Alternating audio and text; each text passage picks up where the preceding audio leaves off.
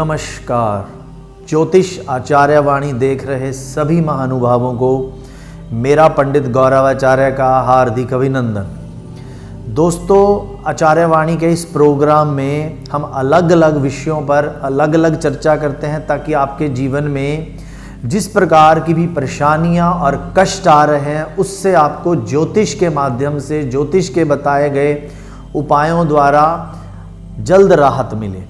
तो आज का जो विषय है वो बहुत सारे लोगों ने हमें ईमेल्स भेजे हैं। भी पंडित जी, हम बिजनेस करना चाहते हैं, चूँकि कोरोना काल की वजह से बहुत सारे लोगों की जॉब्स, नौकरियां चली गई हैं।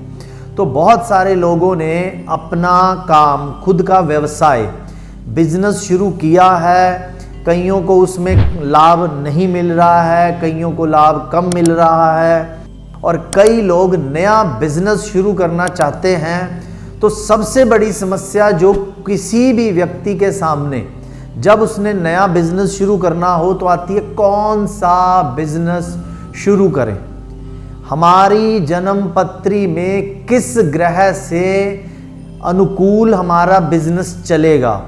कहीं हमारी पेमेंट फंस तो नहीं जाएगी, कहीं हमारा पैसा कारोबार में लगा डूब तो नहीं जाएगा।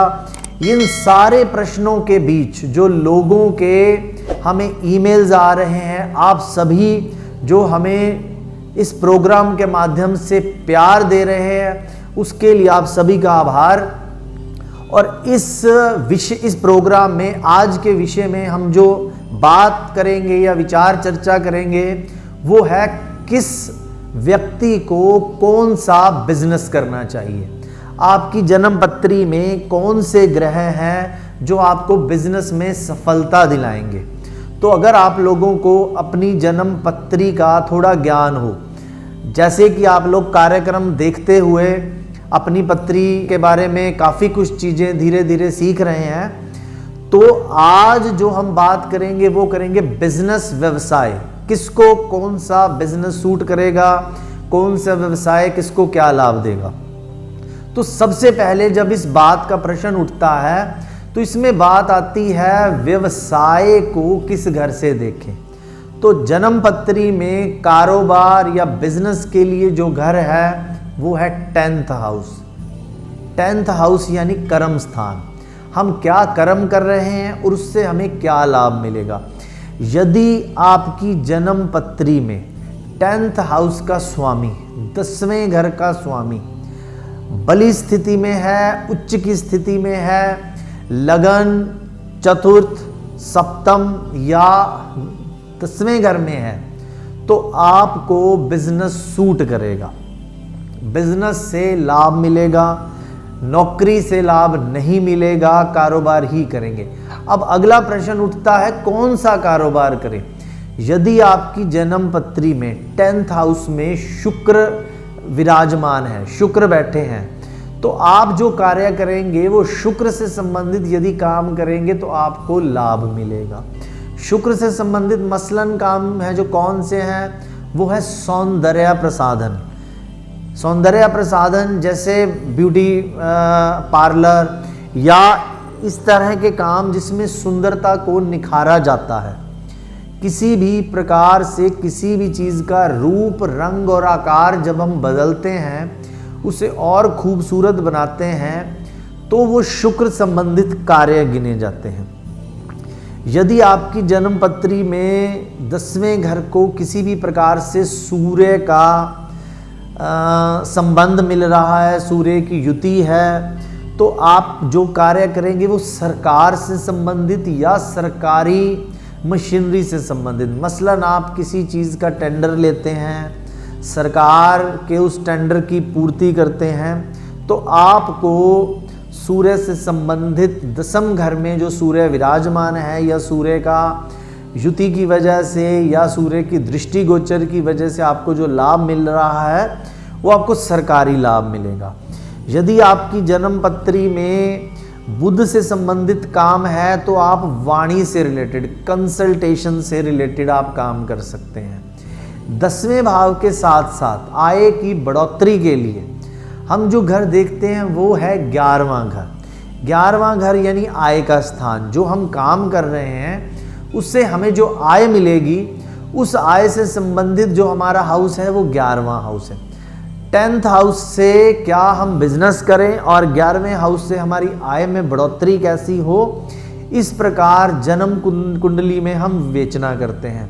और अगर आप बिजनेस कर रहे हैं और अगर आप व्यवसाय कर रहे हैं, तो यदि आपका व्यवसाय पार्टनरशिप में है तो सबसे पहले हमें 7वां घर देखना पड़ेगा, क्योंकि 7वें घर से संबंधित जो हाउस है वो है पार्टनरशिप का। यदि आपके 7म भाव में मित्र ग्रह हैं तो आपकी पार्टनरशिप अच्छी चलेगी। यदि आपके 7म घर में शत्रु ग्रह हैं या 7म भाव का स्वामी शत्रु क्षेत्री होके बैठा है तो भी आपको पार्टनरशिप से नुकसान हो सकता है। और इन सब बातों के अलावा एक इम्पॉर्टेंट बात जो है वो है बुध ग्रह की। बुध ग्रह व्यापार का स्वामित्व प्राप्त करता है, यानी कोई भी बिजनेस हम करें उस बिजनेस में यदि बुध अच्छा है तो हमें उस बिजनेस से लाभ मिलेंगे, क्योंकि बुध है वाणी, बुध है व्यवहार, बुध है आचरण। हमारा बिजनेस में हमारे क्लाइंट्स के साथ या जो हमारे व्यापारी मित्र हैं उनके साथ किस तरह का व्यवहार होता है, ये हमारी जन्म पत्री का बुध डिसाइड करता है। अब यदि आपकी जन्म पत्री में बुध जो है वो निर्बल अवस्था में है, राहु शनि के प्रभाव में है, सूर्य के प्रभाव से अस्त है, तो भी आपको अपने बिजनेस में नुकसान मिल सकता है। क्योंकि बिजनेस को बढ़ाने के लिए वाणी का सहारा, बोल चाल अच्छी होनी चाहिए, उसका सहारा लिया जाता है। और आपकी जन्म पत्री में यदि 10म भाव और एकादश भाव के स्वामी क्रूर ग्रहों के साथ हैं, पाप ग्रहों से संबंधित है, तो भी आपको बिजनेस में लाभ कम होगा। तो एक बात, बिजनेस कौन सा करें, बिजनेस उस ग्रह से संबंधित करिए जो आपके 10th हाउस में ग्रह विद्यमान है, जो आपके कर्म स्थान में ग्रह बैठा है। जो ग्रह बली होकर 10th हाउस के स्वामी के साथ बैठा है, उस ग्रह का बिजनेस भी आपको सूट करता है। अधिक जानकारी के लिए यदि आप बिजनेस करना चाह रहे हैं और आप कंफ्यूज हैं तो आप हमारे नंबरों पर संपर्क करके हमसे मिल सकते हैं। हमसे मिलने के लिए रोज़ाना सोमवार से शनिवार लुधियाना में संपर्क किया जा सकता है। नीचे स्क्रीन पर हमारा एड्रेस और फ़ोन नंबर्स अवेलेबल हैं। आप हमें गूगल के माध्यम से भी पंडित गौरवाचार्य सर्च कर सकते हैं, उसमें भी आपको हर तरह की जानकारी हमारे से संबंधित मिल जाएगी। और आज इस विषय पर बिजनेस में यदि दिक्कतें आ रही हैं तो हम क्या उपाय करें। यदि आपके कारोबार में परेशानी आ रही है तो बुध को स्ट्रॉन्ग करने के लिए पक्षियों को दाना डालना जरूरी है। बुध ग्रह अच्छा है तो हमें बिजनेस में लाभ की जो हमारी सीमा है वो बढ़ जाती है, हमें लाभ बिजनेस में अच्छी मात्रा में मिलता है। शुक्र यदि अच्छा है तो हमें क्लाइंट्स जो हैं वो पढ़े लिखे, समझदार और अच्छे मिलते हैं, जिससे हमारे कारोबार में अधिक उन्नति मिलती है। इसके अलावा सूर्य के उदय होने से पहले यदि आप उठते हैं तो आपको अपने कारोबार में बहुत ज़्यादा लाभ मिलता है। व्यवसाय स्थल पर, कारोबार वाली जगह पर जहां आपका बिजनेस है, फिटकरी वाले पानी से छींटे मारकर आप उस बिजनेस स्थल की नकारात्मक ऊर्जा को कम करके बिजनेस को बढ़ा सकते हैं। ये जो 2-3 उपाय हमने आपको सुझाए हैं, इसके अलावा यदि आपके बिजनेस में किसी तरह की कोई बंदिश या बंधा हुआ है तो आप हमें संपर्क कर सकते हैं। इसके अलावा एक उपाय जो नज़र दोष, बिजनेस में किसी प्रकार की नज़र दोष से मुक्ति दिलाता है, वो है गूगल और लोबान की धुनी। आप अगर अपने कार्यस्थल पर देते हैं तो आपके राइवल्स या आपके जो विपक्षी कारोबार करने वाले लोग हैं, अगर नज़र बाधा की वजह से किसी प्रकार की दिक्कत पैदा होती है तो उसमें भी दिक्कत परेशानियों में ख़त्म होंगी और आपको लाभ मिलेगा। आज के इस कार्यक्रम में जो हम ईमेल लेने जा रहे हैं, जो हमें भेजी है, वो इस प्रकार है। आज की जो ईमेल ली है वो है रोहित अग्रवाल जी की। रोहित अग्रवाल जी जलंधर से हैं और इनकी जो जन्म तारीख है वो है 9 अक्टूबर 1999, 9 अक्टूबर 1989 और दिन के 11 बजे का इनका जन्म है। जलंधर का इनका जन्म है। इनका सवाल है, पंडित जी मेरी शादी में बहुत ज़्यादा रुकावटें और परेशानियां आ रही हैं। तो रोहित जी, आपको आपकी जन्म पत्री के हिसाब से क्या करना चाहिए जिससे आपकी शादी में आ रही रुकावटें समाप्त हों? उसके लिए आपको 13 हल्दी की गांठें अपनी लंबाई के बराबर सूत का सफ़ेद धागा लेकर उसको हल्दी से पीला करके उस 13 हल्दी की गांठों को बांधकर उस पे सूत लपेट कर, फिर एक बार दोहरा रहा हूँ, ज़रा ध्यान से सुनिए रोहित जी। हल्दी की 13 सूखी गांठें लेनी हैं। आपकी लंबाई के जितना सूत का सफ़ेद धागा लेना है।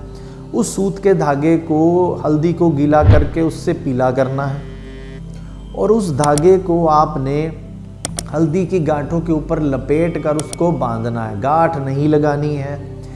इसको आपने पीपल के पेड़ पर छोड़कर आना है वीरवार वाले दिन, जो शुक्ल पक्ष का प्रथम वीरवार हो। जब आप इसको छोड़कर आएंगे और किसी भी व्यक्ति या किसी भी संसाधन के द्वारा ये जो धागा है वो धीरे धीरे खुलेगा तो आपकी शादी में आ रही बाधाओं में भी आपको मुक्ति मिलेगी।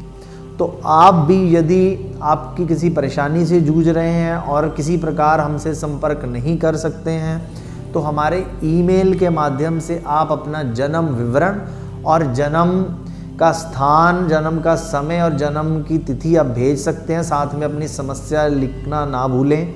और हमारा ईमेल एड्रेस है panditgauravacharya@gmail.com।